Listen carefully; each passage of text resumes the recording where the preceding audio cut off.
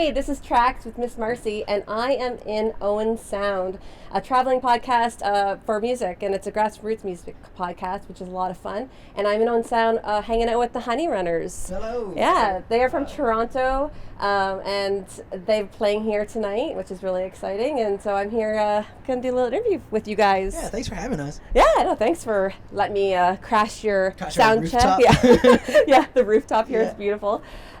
So tell me, who you are, each name, and what you guys play, what instruments you play.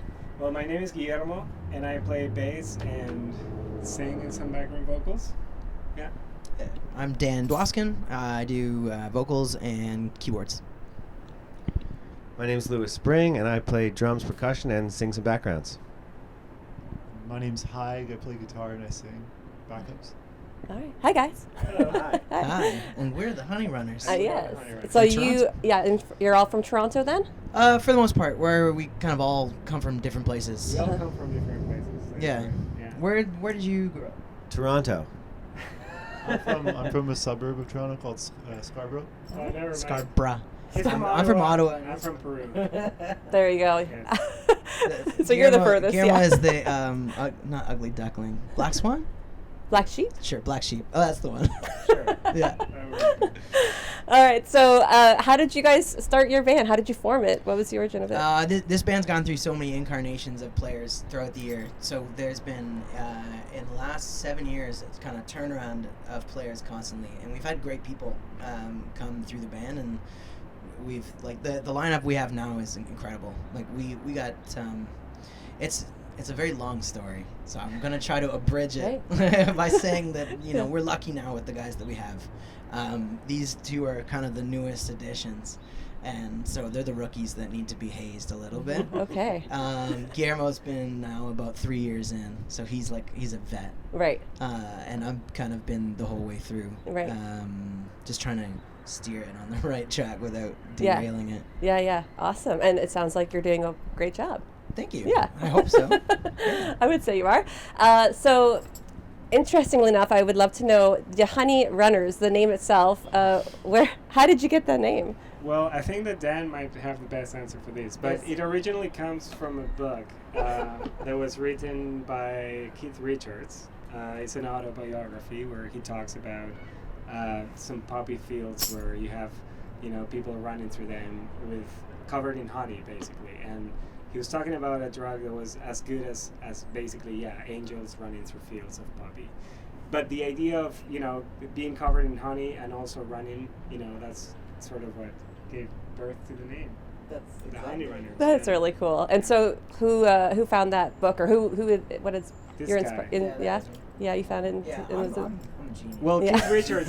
Keith Richards wrote it. Yes. Yeah. No, I know, but I mean the inspiration, of Oh, course, yeah. came from that. The best part is I went on Urban Dictionary afterwards to see what else it could mean, and there was an explanation of a honey runner being a little It's a boy prostitute. escaping the window of an older woman as her husband comes home.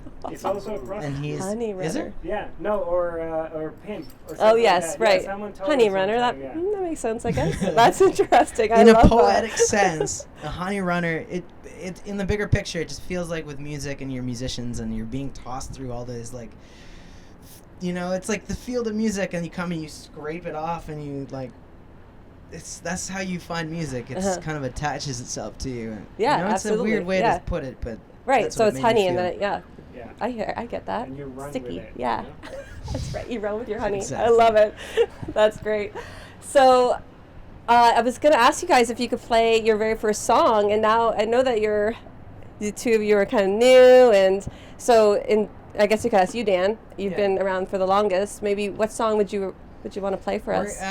Instead of doing our first, we're gonna do our first as like a newer band. This That formation, sounds good. Yeah, because the new album is coming out this summer is a monster. Yeah.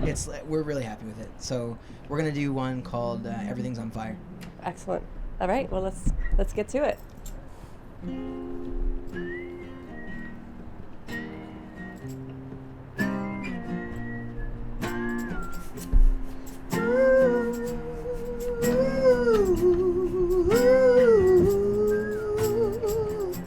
It feels like I'm sitting on the tinderbox and gasoline and sweat out of my pores. Anytime, so S9s can light me up. The only choice I have left is to burn. I pray that my words are heard by keepers of the light. This pie is gonna burn bright. Everything is on fire. Everything is on fire. Everything is on fire. Let it burn. It's the ashes that I admire.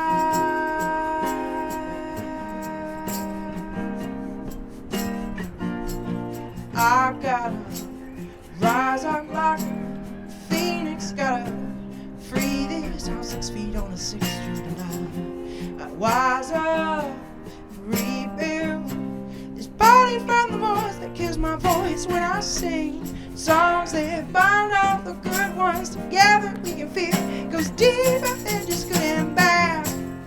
Everything is on fire. Everything is on fire. Everything is on fire. Let it burn. It's the ashes that I admire.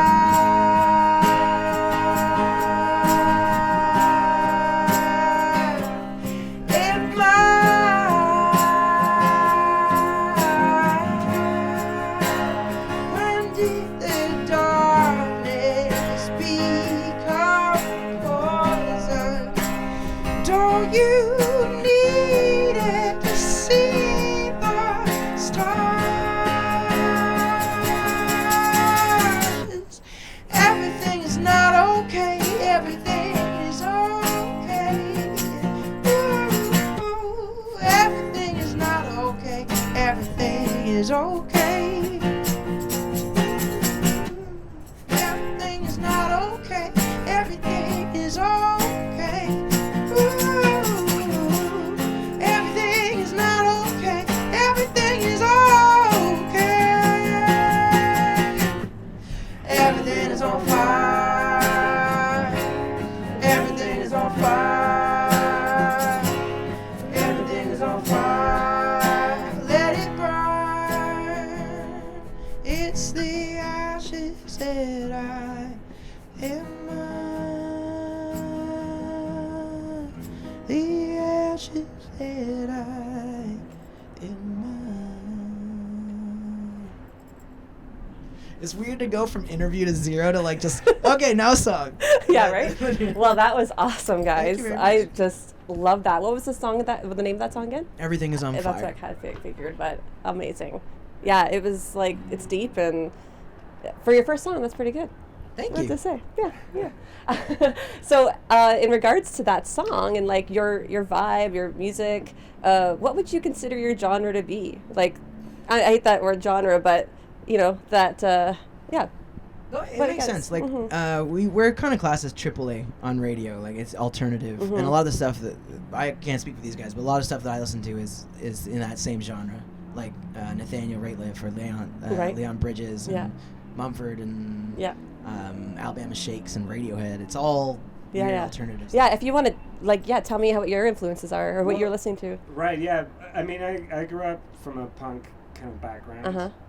And now as a producer, I work with a lot of, different artists that go from folk to psychedelic, surf rock, and classical and jazz. So I think that even though it's considered, triple A or double A? Triple A, right? baseball. Yeah, even though it's considered AAA, I think that I like to have the ability to just write whatever comes out. Like I find that one of the problems that the Honeyrunners were having before is that because we were too stuck in one certain genre, we were sometimes not letting ourselves be as creative just because that wasn't what Honeyrunners would do. So I think that for this record, something that helped a lot is that we just decided to not have those doors and see where that takes us. Yeah, and that makes sense. Oh, like yeah. because you're a new band now, so it's kind of like a fresh start, but at the same time, going by what you did before, giving your a fresh take on it, I guess. Absolutely, Yeah. Yeah, and you two are the writers, right? Yeah. Yeah, we're gonna get into that. We're gonna get into it. Yeah, we're into gonna that. get there. Mhm. These guys, like I said, the rookies are getting their feet wet. But Right. like for this album, they've done a great deal of work on it. Like they both laid down tracks for the album and did a lot of writing too. Yeah, awesome. That's great. So what are you guys listening to? I listen to a little bit of everything. I think we both do. Like on the drive up here, we were just listening to. I have a Spotify playlist that has like 450 songs on it. That just has everything. It has blues and soul and funk and jazz and everything. And I just shuffle through. Yeah. And so, sort of whatever I'm in the mood for. But I started as a rock and roll guy. I was just religious about like Led Zeppelin and Hendrix. And, Of course, and, yeah. and the Allman Brothers, but I like heavy stuff. But then I got into jazz, and I went to school for jazz, and then I started to realize that a lot of those jazz drummers had actually influenced the rock drummers that I was listening to. So, and then I really got into R&B and soul and funk and that kind of stuff. So I guess I sort of like run the gamut without sounding arrogant or conceited. I like to play all different styles. Cool. Yeah, what Lewis said. I just drove across the States, and on the way back, I kind of picked up like a real country bug. So I've been listening like the last like month to a lot of country, realizing as a guitar player, it's like this really high energy, beautiful music that I like never really tapped into. So it's like got me pretty excited. But Yeah. other than that, I mean, like I'm classically trained, Are you? and Yeah, cool. like I grew up on like a lot of pop and funk in my house. My mom's like an opera singer. My dad plays fiddle, kind of like Eastern European Balkan style. So a lot of rock and everything that Lewis just says. Pretty like relevant to me too. Yeah, but I guess it's cool because we can all bring our different influences to this Honeyrunners music. So it really does cross genres, I think, because everyone's bringing their little flavor. I could say even just like listening to you guys, I get that. Like I can hear that there's like I hear the Mumford Sons, I hear that as well, alternative, but there's like a little bit of like all of it in a little bit. Like What do you do nowadays? Oh, I'm stuck in the microphone. What do you do now? Like we all listen to everything. So like we can talk genre as like a way to label stuff, and it sounds so contrived to be like, oh, genres. We don't do genres anymore. We do like sub genres. Yeah. But it's just a way like you need a genre in order to help people understand what it might be, and then they come and then finally when a band establishes themselves and they just become like, let's say for instance like Radiohead. That you don't know what even Zeppelin's not all rock and roll. Like Zeppelin has so much folk and funk and soul in it, but people know them as like heavy rockers, so that's what they get stamped as. Absolutely. Well, thank you guys so much for joining me. We're gonna go we're going to go into the next one. So I'm just doing an outro. This is, thanks so much for joining us. This is the Tracks with Miss Marcie. And listen to our next episode because we're going to go listen to the songs, and we're going to get deep into the behind the scenes, behind the music of these guys. So stay tuned.